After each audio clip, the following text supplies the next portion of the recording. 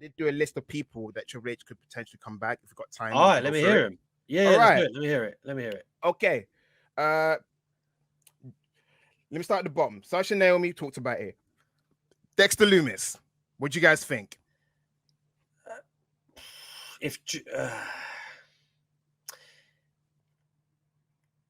Well, first of all, let me counter that by asking SB3 in Cleveland tonight. Is Johnny Gargano coming back? That's after my list. Yeah. No, I don't think so. Interesting. You don't think Triple H is interested in a DIY reunion? Oh, I think he is. I think he is for sure. But I think Johnny Gargano is going to take more time to kind of see how the landscape transpired. I would love to see it. I'm not saying that I don't want to see it. I would love to see it tonight. I just think that from what I'm going to read anything into what Gargano has had to say, most recently at StarCast 5 last weekend, it sounds like he's going to bide his time and wait till the pieces fall into place before he makes his decision. I think it's more likely he's going to return in WWE, but I just don't see it right now. Prior to Vince coming out of power, I was certain that Gargano wouldn't come to WWE, and I thought he'd end up in AEW. Whether that was right or wrong, because I do think it's very congested in the middle of the pack there. But I'm convinced now. Like Triple H, just the moves that he's made the past week. If you are a Gargano or Butch or anyone like that, you'll feel good. And apparently, so you think it's happening tonight? I don't know. I'm not going to commit to that, but I do think he returns. But I don't know if they do the big hometown thing for him. I don't know. Yeah, Anyway, I'm excited though because they said that T-Bar might be getting a repackage as well. I believe Fightful reported that. Dominic Dijakovic, to me in NXT, man, I really enjoyed him, and I know a lot of people associate that with the Keith Lee work, but he did have a great work outside of that too. Yeah. And of course, PWG fans and of the like will know exactly what he can do. He's always been more than T-Bar. Wait, I just realized Def Rebel's got this habit of forgetting old theme songs. He had a bang of a theme in NXT. They're gonna give him a generic theme as Dijakovic. He had a great theme. Yeah, I don't know if they'll do it or not. Hey,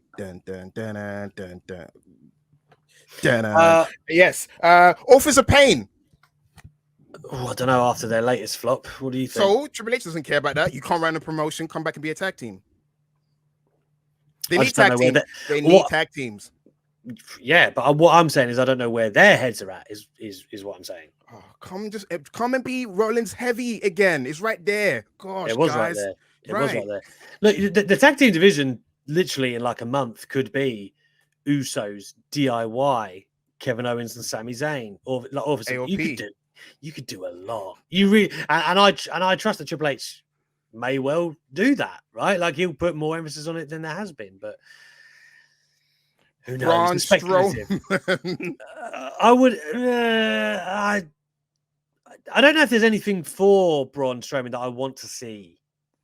There's nothing that jumps off the page where I'm like, yeah, I'd love to see that. EC3.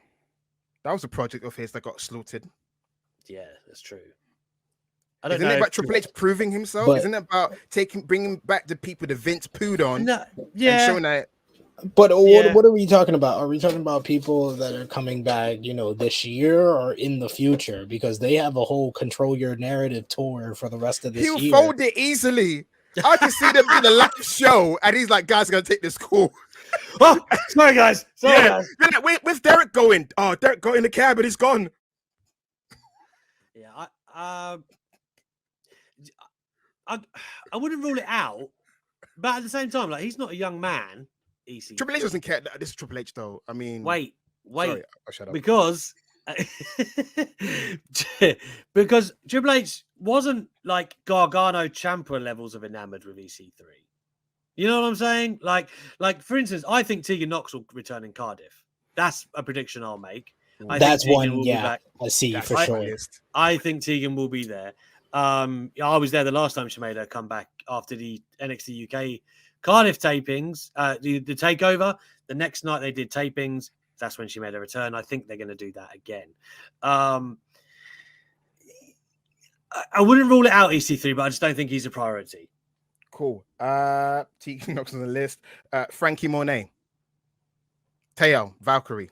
I feel like she's been doing so much better outside of WWE. I don't want to see her under that bubble again. Like Trust she's been issues. killing it. She Yeah. Impact Knockouts tag team champion, MLW featherweight champion. She's won a title in Australia. She's killing it on like different promotions. She has done her best work outside of that WWE bubble. There's certain people that right now are succeeding way more than they did under the WWE bubble, and she would be one of those. Heck, Yeah, let's yeah. Sorry. Hang on. Yeah. Also, John, she left with a real sour taste. Like obviously the John Morrison aspect of that as well. I don't see it either. But on people who've been doing well since they left, and SB3 might be able to speak to this more than I, given his Japanese fandom. Bronson Reed, yeah, Jonah. Dude, like you know, I saw he that must be- too.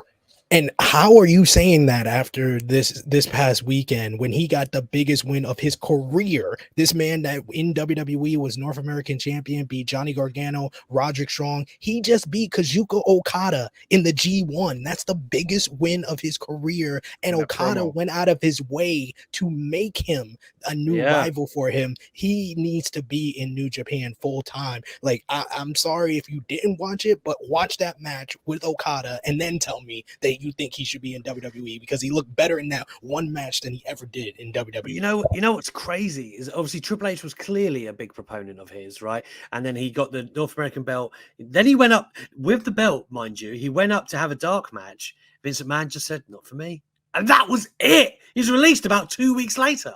Absolutely mental. Drops the belt. Cheerio. Like, Sat, do you think Triple H makes a big play for Bronson Reed? Because if he's going to, he better do it soon. As Sid says. You know what? Yeah, I am with Sid on this. It was like Vader beating Antonio Inoki levels are being made. I think Johnny needs to sit out for a year, then come back a bigger star to WWE. At least give this run, because you know when you just started, you can't leave when you're just getting hot. Because people are like all of a sudden, oh my gosh! Because even as Bronson Reed, when he won the title, it's kind of like there's guys that are big guys, but they don't push him like big guys. He was pushed like a big guy. Like this is what a monster can look like. Right? This is what those fans in Osaka that are told you can't make noise, you can only do the clapping. They literally, when he power bombs Okada, they're like, oh, they were like scared. They were like, oh my god, what's happening? And then he goes up to the top, he hits the torpedo, and those fans lost their mind. And they were talking on commentary that the Okada fans left out the building. Sad is right. It was very comparable to Vader and Inoki when Vader beat him. Can I ask you, do you think Ricochet is going to get a new lease of life? He will, but I have trust issues because he's one of those guys that get pushed every year, but he just doesn't stick. But I thought he was made to look special in NXT, I felt. Yep, less promos, more in-ring action, then he's great. He looked good on SmackDown. He did, and even on promos, that backstage segment with Happy Corbin on SmackDown, he felt more comfortable than he had in WWE. It's when he went through that phase, wasn't he? And he was like, "Oh, come on, P, man!" Like, talking to MVP every week. He was like, "No way, P. No way, P." I was like, "Come on, man. That's not." Because it's like it sounds like a guy. You know, you got a shy guy who doesn't really want to talk, and you're forcing him to talk. It's like you're putting him in a spot he's not comfortable with. If you give him a short things to say, heck, giving him 20-second backstage promos. That's what I want. Not like, oh yeah, go kicks in the balls, yo. I don't want that. I just want him to fly. Don't talk. Go and fly. Yeah. Beat guys. Yeah, it feels forced. He's trying his best to make the promos sound not scripted, but even that's a bit. You wouldn't really talk like that, would you, mate? It's a bit EastEndery. Nah, EastEnders. But that's the thing. Like he in NXT, I feel like they actually did do. Obviously, we all remember like the flip out of the ring in front of Velveteen. Velveteen sold that like $1 million, by the way, as well. But like it was those moments that made people who had no idea who Ricochet was like, whoa, this guy is like something else. I do think they can do that again with him. Like, but like there's so much work, isn't there, for Triple H to like. Not I don't know, to undo, but like he's got some of the greatest talent in the world who have obviously been working under Vince, and he's got his vision of what wrestling could be, as well as like this underbelly that he's amalgamating with the main roster. I, for one, am very intrigued to see what that looks like. Probably will be some casualties along the way is the problem. But anyway, Sat, finish us off, man. Take us. Is your list? Yeah, I got more. Pete Dunne. Yeah, he won't be Butch for long. That's what I meant. Pete Dunne coming back. Because Butch and Pete Dunne are two different guys.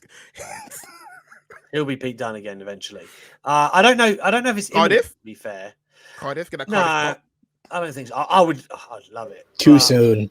It is too soon. I think they're going to ride out this story that they've got, with Sheamus and Ridge, whatever that story is. But when you do finally bring the Broserweight back, and you can do loads of stuff with Riddle, right? When he's back, and there's, whether they're opponents or together, there's a lot you could do there. So I do think there's a big future in Pete Dunne.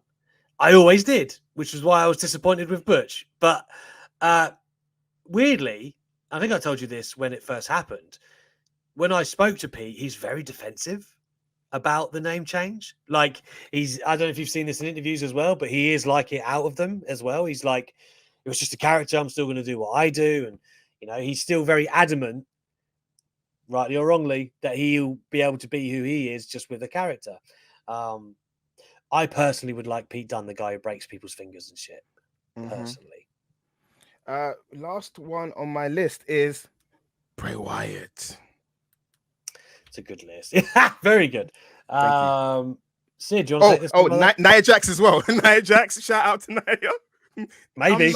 If the Rock's covered at Mania, I'm not like most girls. He got a perfectly good Ava Raine. But I mean, yeah, I think Bray Wyatt, like I said this last week, Bray Wyatt is the big fish that I think would cause like the cosmic shift, even though, it's a big statement for Sasha Banks and Naomi because they walked out on Vince McMahon and they're coming back to a Vince McMahon-less WWE. That's a big statement, but Bray Wyatt is the bigger one, and he's already putting out the cryptic tweets like he always does, that's getting people talking, and you're hearing the people talk. Love to do that. So yeah, I think Bray Wyatt, I think he's the guy that Triple H has to probably do more work for than anybody else on Sat's list, but I think he will come back. I think he will do the work, I think.